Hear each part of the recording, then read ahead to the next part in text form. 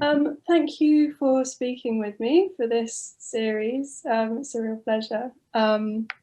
Let's start off by doing some visual descriptions of ourselves. So if I just go first, I'm Leah. I am a white woman in her early 30s with what looks like very dark hair. I used to be blonde, but it's been a long winter. Like straight wavy-ish long hair, and a grey jumper, and some plants behind me with a slightly bluish light and some gold jewellery. Fabulous. Thanks so much for having me here, Leah, and asking me to do this. I'm really excited. So the pleasure is all mine. I'm Kyla, and I am a woman of color in my 30s. I am using a power chair that I call Edna, and I am in my living room with loads of kind of paintings and plants, and I am wearing a dusty pink dress with some gold and pearl earrings. So yeah, I'm just going to give a little introduction. So first of all, just to give a bit of background to our relationship. So we recently met online through what's kind of the internet connecting tendrils of art and disability online, and we've been having a back and forth since then about disability in the arts, sharing a bit of our experiences, and I think trying to work through some questions together as well. And to give a brief introduction to you and your practice, Kyla. Kyla is a visual artist, writer and activist who explores the perspective of the other, doing that in quotation marks. Her work subverts relationships with the body, capitalism and normativity. And we're going to talk about a number of things, but one big point of reference here will be Kyla's recent film, It's Personal, made in collaboration with Lou Macnamara, which we'll link to on this page. So It's Personal is a reality TV-esque challenge where Lou attempts to learn all of Kyla's necessary 24-hour care in 1 week, exploring disability and interdependence, a growing friendship, and what it means to truly care for each other. So I'm going to start off with a question that I really want to ask you, Kyla, about that work in particular, which I think also relates to a lot of the themes we've been thinking about together in general. So I actually want to quote Rebekah Tausig. Am I pronouncing their name correctly? Tausig? Yeah, or Tausig. Tausig, I think is probably fine. Okay. Who wrote a text in response to that piece. So I'll just quote here something that they wrote in that text. To begin with, Kyla wasn't silhouetted sadly in her wheelchair, isolated in a hospital room, sterilized into a cliche. She wasn't pushing herself over metaphoric mountains as the people cheered either, held above and apart from the rest of humanity. She was integrated into a messy, playful community of her own making. She was funny and smart and ordinary, and she had a specific problem to solve.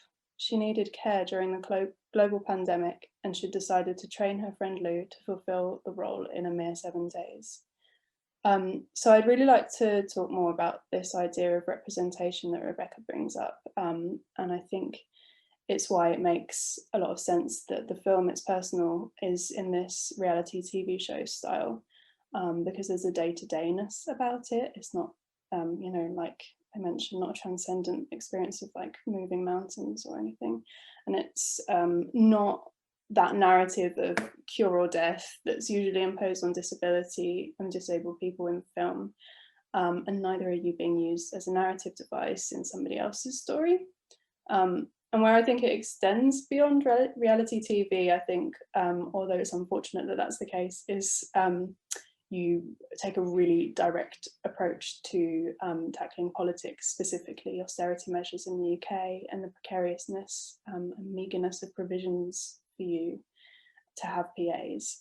So yeah, I was just wondering if you could talk a little bit more about that reality TV element as a stylistic choice.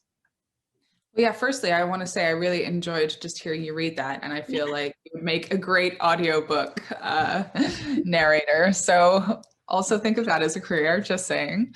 Yeah, I feel like, so Lou and I are massive reality TV fans.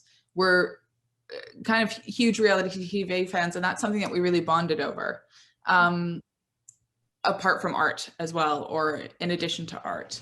And we really wanted to use the reality TV style partially kind of as like an homage to our love of reality TV, but also because it's very accessible.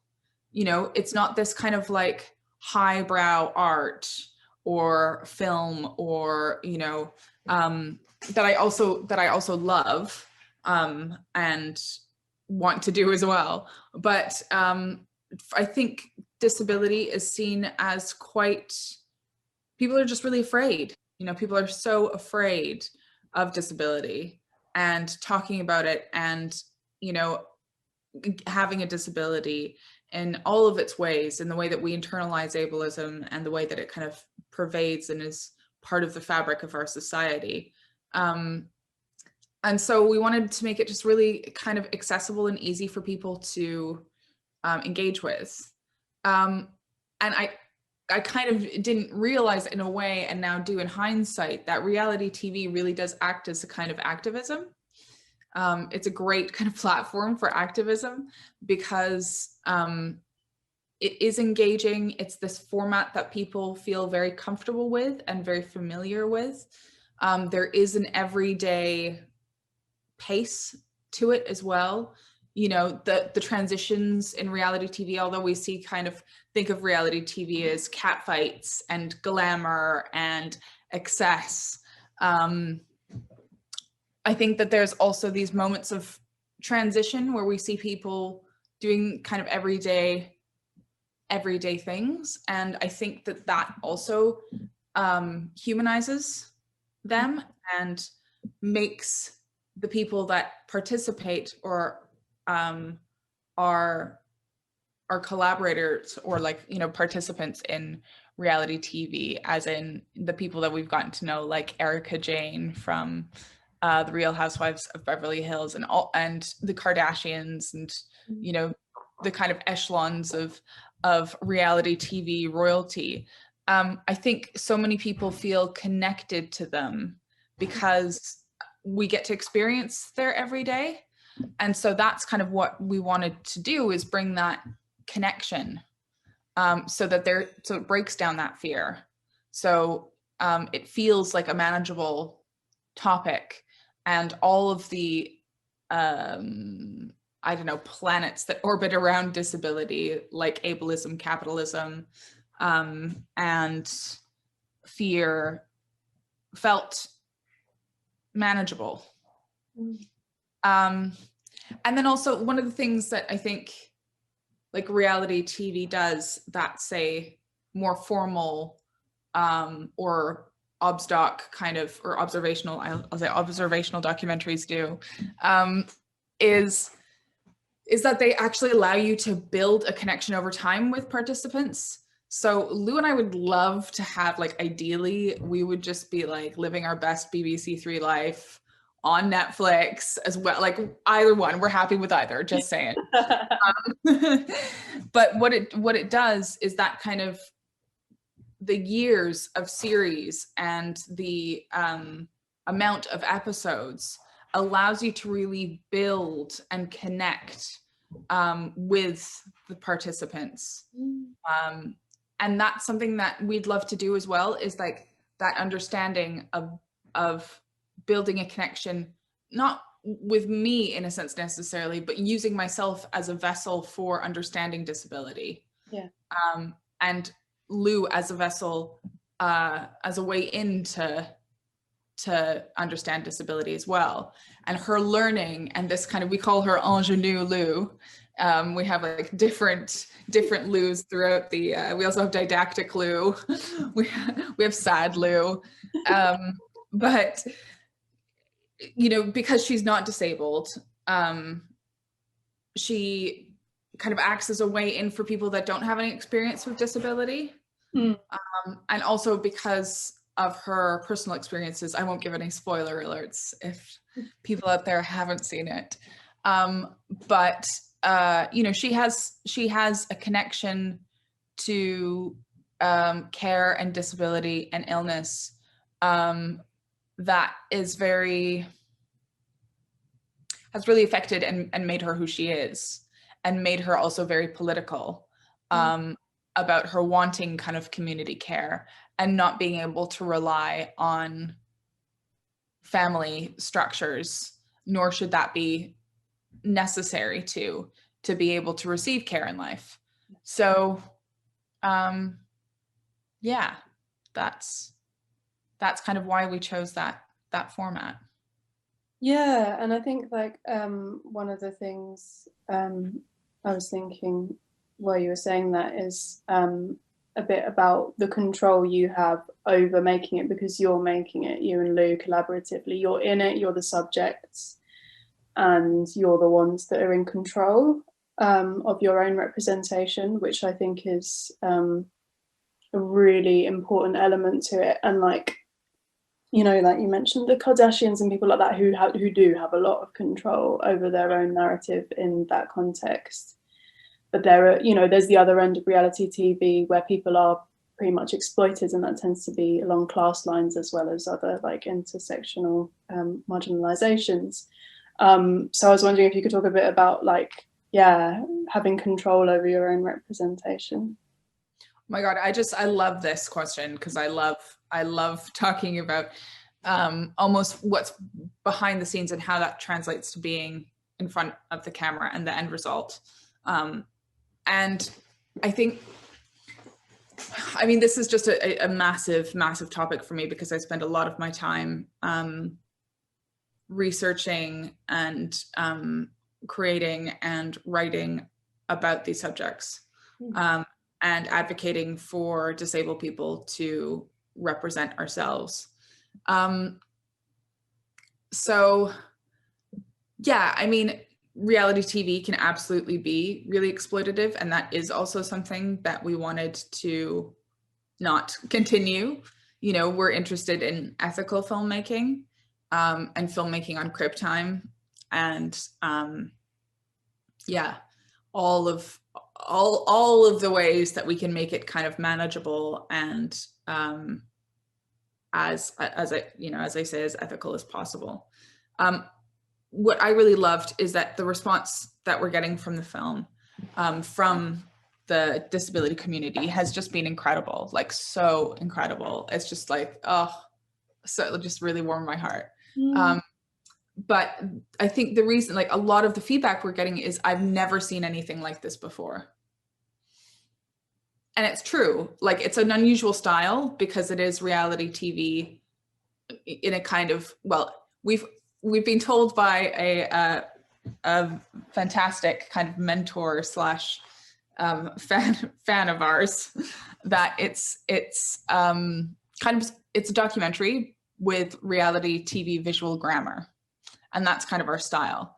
And because there isn't a style like that that I've ever seen. And I think that's one thing that means, why, that's one reason why people are saying, I've never seen anything like it before. But I think what comes through is that it is a disabled person representing themselves with agency, with control, with power, with autonomy, and with their best friend who's supporting them, and that's true, not only allyship, but kind of coalition.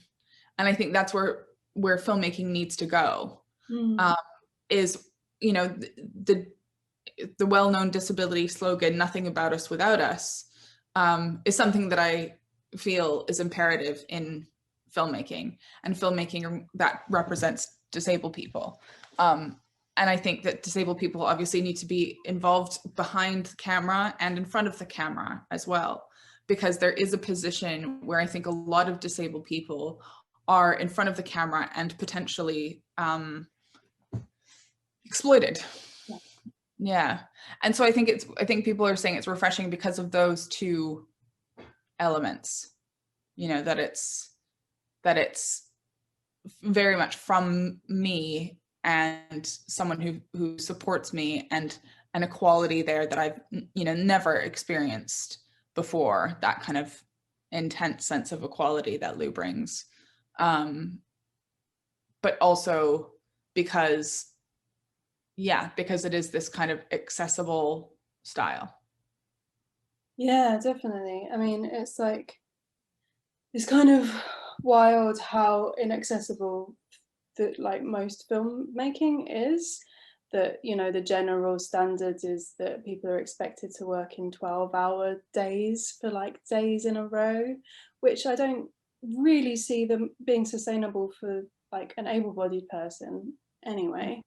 But yeah, like how as soon as you start working on Crip Time, like your costs go up. So we really need to be prioritizing access to make sure that more disabled filmmakers can be working, and, you know, yeah, in all elements of film.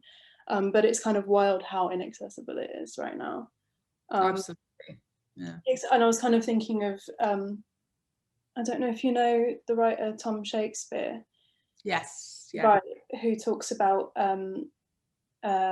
if you think of somebody who, I can't remember the exact quote, but if you think of somebody who is driven everywhere, has somebody else taking control of their finances, prepares meals for them, you might be thinking of a disabled person, but you could equally be talking about the royal family.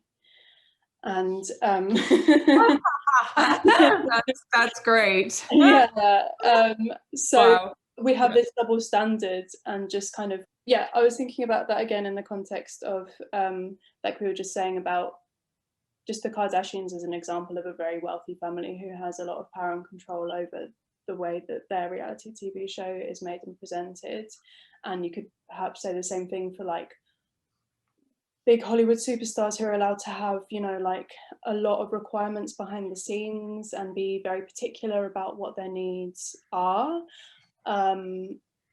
versus people who are more marginalized, not, you know, don't have that amount of money and control, therefore not being able to have our basic needs met, which mean that we can function.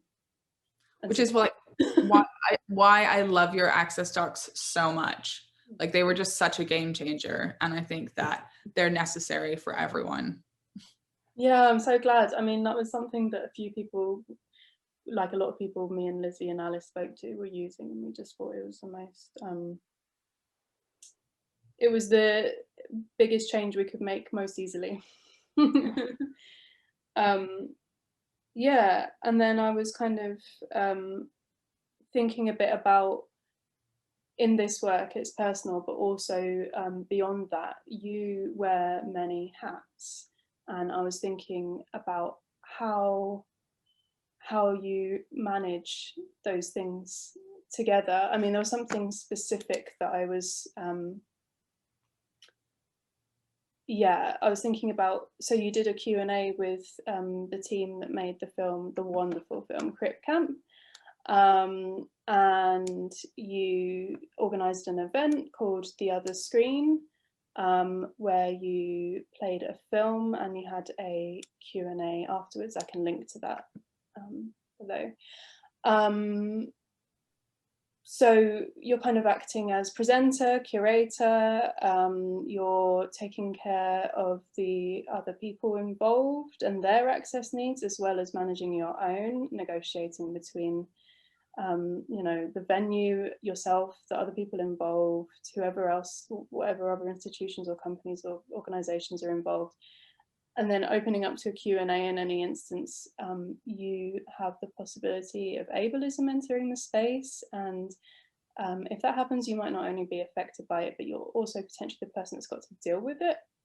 So there's a lot going on there. And I was just wondering about how you manage like giving and taking care in a way that works for everyone and doesn't overburden the people who are doing the most to address these issues, which it often falls on. Yeah, I mean, so much to say again about all of this. I mean, sometimes I feel like I wear so many goddamn hats, I should be a milliner, you know, just like, screw this. Um, yeah, oh, listen, you know so well that really, if we could, we'd just be kind of creating. That would be what we'd want to do. So we're kind of activists and advocates by default, which is sad, but necessary. And I feel like what happened with my kind of career trajectory and what is happening is that I start kind of going down one route and then it kind of explodes into 16 others because you go, oh my gosh, okay, yes, I want to make this event happen. Right. How do we find an accessible venue? Okay, we've got an accessible venue, but look at all of these other venues that aren't accessible that we've kind of contacted or have treated us really, in a shit way. Are we allowed to swear? Yeah, sure. Shit. And then it goes kind of like, all right, well then we need to get the community involved in changing this because I can't do everything by myself. Yeah. So now I need to negotiate things with the community, and and it just kind of the hats start piling up. Yeah. So yeah, I guess also I think being a producer, a content creator, a cultural creator, I don't know, I don't really know what to call myself. But what I love doing is making connections with people. Like, to me, that's what I feel like kind of gives me life, is connecting with people, engaging with people that are open and willing to listen, and willing to share and willing to be themselves and to learn. And I want to do the same, to be myself and to learn. So that's really kind of what I do. I mean, sometimes I feel like on my CV, I need to put like actress, blogger, cafe owner, like Yeah. I'm always just like, I think artist does it all, like. I know, but then it's also a bit poncy, so it's like I just so I don't know, what do you call yourself? I usually just say artist. Yeah. It depends what the context is. Sometimes if you need to highlight one thing or another, but I do consider artists to like kind of include like writing, bit of curating, or things that are between curating and not, and yeah. But then you also do like a lot of activism and advocacy through your work. So do you feel like the term artist also encompasses that? I don't know. I changed my Instagram like little bio thing recently to include co-creator of Access Docs for Artists, which is just like a lot of people find me that way, I think. But I don't know, I've like put that in and then I think I deleted it and I put it back because I think I just want to be an artist. And like you were saying, it's like we become activists out of necessity just to like be able to make our work, possible. I don't know. Yeah, I've never like called myself an activist, I don't think. But I don't know why. I think it just feels like other people are always doing so much more.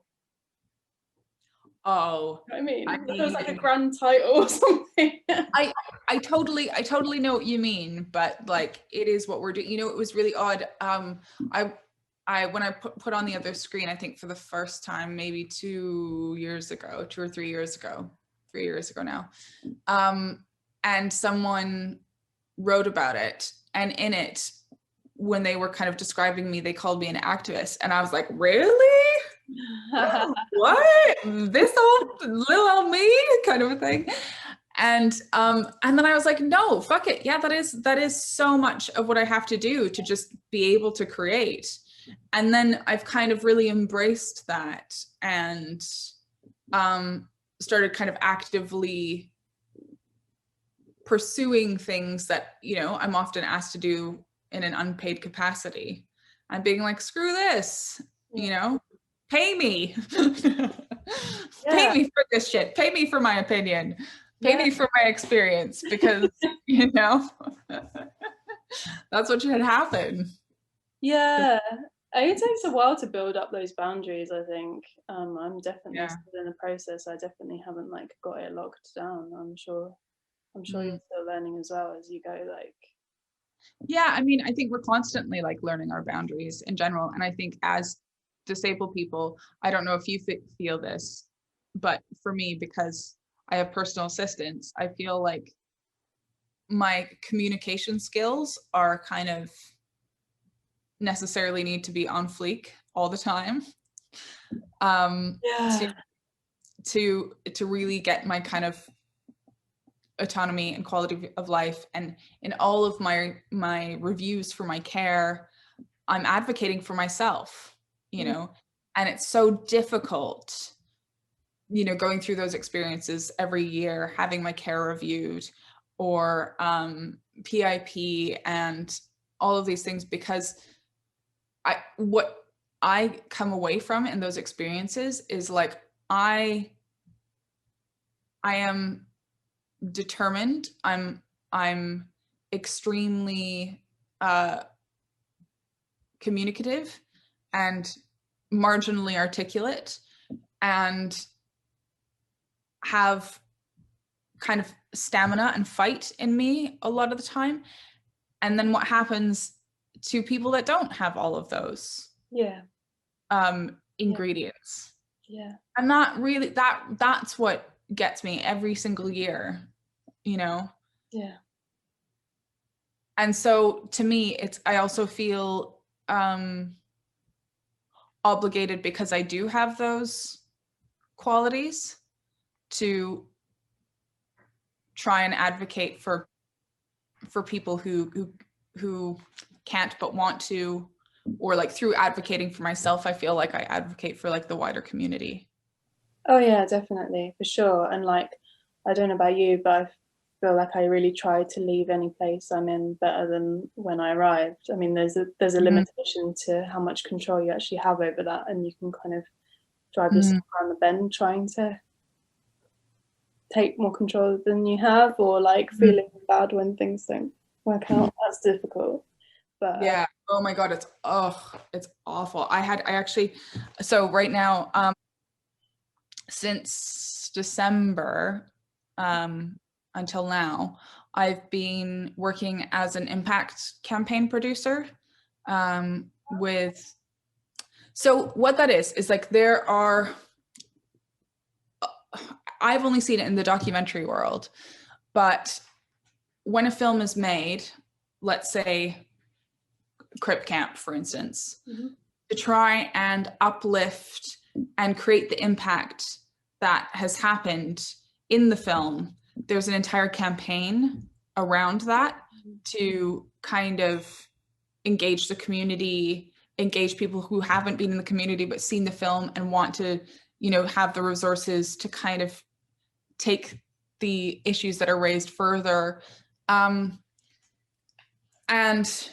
it's, you know, kind of a similar work to kind of production and producing, but in a not on set and not, and in kind of post production. Yeah, well. Like a parallel program to it. yeah, exactly. That wasn't a really great way of how I explained it, but you got it. Exactly, like parallel program and campaign. So I've been doing that with just such an incredible filmmaker who is deaf and disabled themselves, Lindsay Dryden. She's just absolutely fabulous. And it's been such a joy to work with her. And is that the toolkit that you've made? Is that the? Yeah, I had quite a small part in writing that, but I'm so proud of it itself. Yeah, so I helped write a toolkit for inclusion and accessibility, changing the narrative of disability in documentary film. And that is some of the work that I've done, that was just an absolute dream to work on, because I was working on it with a team that was also in the US. And in terms of advocacy and representation, I think that there's we have so much to learn from disability advocates in the US and that movement. And I think unfortunately it comes out of having no support in terms of care and in terms of, you know, medical care, and we have the NHS. And so I think we're a little bit more relaxed in our advocacy than in the United States. So it was a really fantastic learning experience working on that as well. But this did not drain me. This gave me life. This gave me energy. This gave me, another 5 years of wanting to push on. Wow, yeah, that's wonderful, and we'll link to that on the webpage below. Yeah, I mean, I've definitely learned a lot from activists, artists, people in the US. I think also where we're at, like, owes a lot to people of color, trans women, Black people, of all genders. Yeah, I just don't want to like skip over the conversation, you know, go through the conversation without acknowledging that. Yeah, absolutely. Sorry, I completely agree, because that's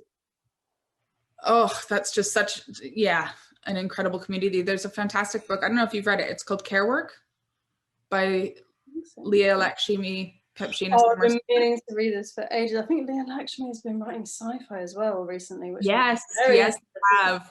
Yeah, I totally want to read their sci-fi. But it's a game changer. Care Work, that book is just an absolute game changer. And there's something about it that kind of certainly allowed me to connect with our disabled ancestors who, you know, were people of color and Black people, and we're within that family. You know, we're totally within that family. In fact, so you mentioned before the Q&A that I did with the co-directors of Crip Camp and Judy Human, and we had this kind of pre-interview chat before we started recording, maybe like a 5-10 minute chat. And I just, you know, thanked Judy. I was just like, thank you so much for all of the work you've done. And like, you know, I'm so in awe and everything. And she literally just turned to me and was like, that's okay. We're family. Oh. I know. I was just like, yes, we are, Judy. Like, yes. I had that with a while ago. It was kind of like the continuation of that. Was I met somebody who had very recently become disabled, like a week before, and I was the first person that they really spoke to about it, and I was like, well, welcome to the family, which is what I wanted to hear. Do you know what I mean? It's not like, oh, I'm sorry, you know, like obviously I you know, have empathy for the shit that comes with that in all forms, but it's also like, we're here and like there's good stuff here. Well, you know, I think a really kind of easy way to explain that transition, because there is obviously when you acquire a disability, you know, it's traumatic. There's a lot of grief, for sure. That's like, you know, that comes with being a human and having those experiences. But I always say, you know, imagine if the doctor or whoever it was that gave you the diagnosis said, listen, your life may physically and emotionally be different from what you expected, but it's going to be amazing. Mm. And it's like, what if every doctor said that? Yeah. What if that was a line that we use? How different would the world be? Yeah. Oh. Yes. Yes. Yeah. And so, you know, I guess, you know, back to the book and care work. So, you know, the thing about disability is that obviously it can happen to or anyone in the world, regardless of race, class, gender, sexuality. You know, disability can happen to anyone and all of us. And so I think that is a family. Like, we need to kind of keep that in mind as well. And like, you know, I'm a woman of color. I'm also pansexual, and I am in a relationship, well, in a very long-term, beautiful relationship with a woman. And that's all of me, you know, and I bring all of that to what I do as well, because I think that there's something that we can learn from all of those communities, you know, and there's something that I feel it's been really difficult over the last couple years having all of these conversations around diversity, and that disabled people are still left out. Yeah. And it's like, that just goes to show how marginalized and oppressed we are as a community, that even in those conversations that we should be right on the same level with, and on the agenda, high on the agenda, we're not on the agenda at all.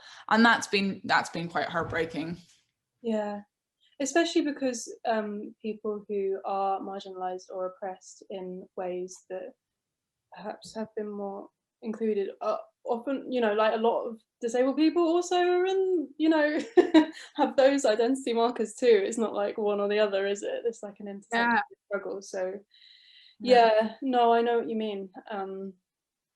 Sometimes it just seems like a step too far. Yeah, and it's like, it's really interesting as well. Like, you know, I'm part of the BFI Disability Advisory Group, and we try and come up with kind of ways of engaging the film community to be more inclusive. And the BFI itself has different groups. So they have a race equality kind of group. They have an LGBTQIA plus group, and none of us meet. There's not a kind of traversing along the BFI diversity groups that I think needs to happen. And like, that's where I think the future needs to go, is like, we just really need to work together. It's just, instead of individual boxes. Yeah. Yeah, no, I agree. I'm springing this on you. I'm just thinking about this now, so you don't have to answer if it feels like a big question. I was just wondering about, you kind of touched on it when we first started talking, but just like what you're thinking about in the future for your filmmaking. I mean, yeah, it's a big question. I guess you've just done this really huge project, so I totally understand if you don't want to be thinking too much about what you're doing in future, but just like, what do you want to do? You want to make reality TV for Netflix and BBC, and like, yes, I'm curious. yes is the simple answer to that. Yeah, I feel like to me, getting the response from It's Personal was just so fantastic, to just get messages from strangers all over the world being like, I have a son who's just been diagnosed, and this is, you know, given me some kind of hope for the future. It's just and less fear around the idea of care and what, you know, he might need. You know, I've been getting messages like that, and it's just been incredible. So to me, that's proof that of concept, and that there is just such a thirst. I mean, our community, we're thirsty bitches. We want that. We want this shit, you know? Give the people what they want is what I say. So I think there's definitely like a market for it, and a need and a necessity. And I'm not just talking about for myself, but like, you know, for authentic, nuanced, intersectional stories about disability. Yes. So yeah, I mean, I want to work with you. I would love to be a part of your future. Yes, please. So yeah, there's that. And then to me, what I would love to do is just collaborate. Like I just love collaboration, and I love collaborating with like-minded people, because to me that's how we kind of build. That's how we build and grow. And that's the best use of our time, I think, really, and energy. Yeah. Wonderful. I think that might be a good place to leave it. Yeah. Yeah, So unless there's good. anything we skipped over, or no, I think that's all right. yeah, that's fantastic. Yeah, thank you so much. Thank you. It's been really lovely.